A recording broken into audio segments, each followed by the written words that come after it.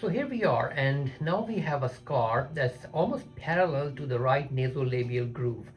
And I want the patient to smile now, so you can see. See, there it goes, right in there, right in there. So this is good because we can make it fall within the smile line area or the same angle at least. So that's fantastic, good. Now we'll go down to the neck, and you can see it right here. So it's a lot of hyperpigmentation. We can use creams for that, but the actual scar is a two-part scar, one and then second.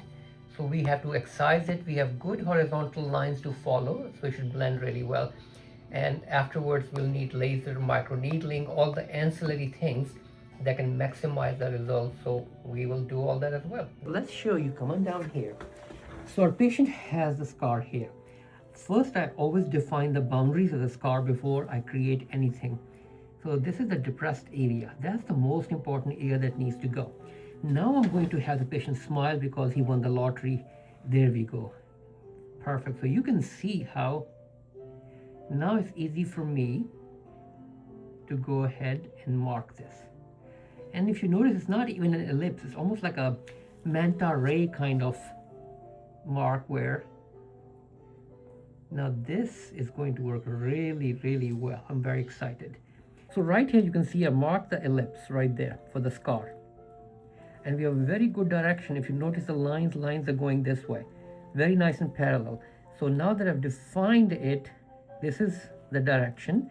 I don't have to go that far. I'm just going to follow this, and I think it's going to do just fine. There we go. And right here, same thing, an ellipse. This is hard to differentiate, but this I was able to mark out, so that should work really well. This and this very parallel to all these lines, if you notice that, so that's fantastic. If it had been this way, like straight line, that would be very challenging. Then I would use probably like a double Z-plasty or something. Yep. There we go. But that's not the issue today. We'll do these two and get to it. Oh, one more problem. With the neck, we don't have a lot of thick dermis. That makes it very challenging, so I have to be very, very careful. And you don't want to cut through the platysma because then it's a whole different story. So I'll show you what to do. Okay, so we are done. And I wanted to show you how you raise the edges together. But you don't rely on the skin. You go deeper, and I use 5-O-ethibond, then I use 5-O-PDS, then I use 6-O monocryl. So when you hear about like multi-layered closure, that's what it is. And the skin has been pulled together where it's not like this, it's like this. And with the wound contraction, it's going to pull and then become flat. And that's what I want to show you. It should look like a speed bump. So if you come in here, you can come in here, you'll see.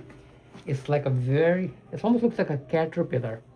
So remember, it's a very hungry caterpillar, and it eats the scar. This is how you can remember. This is for the young surgeons.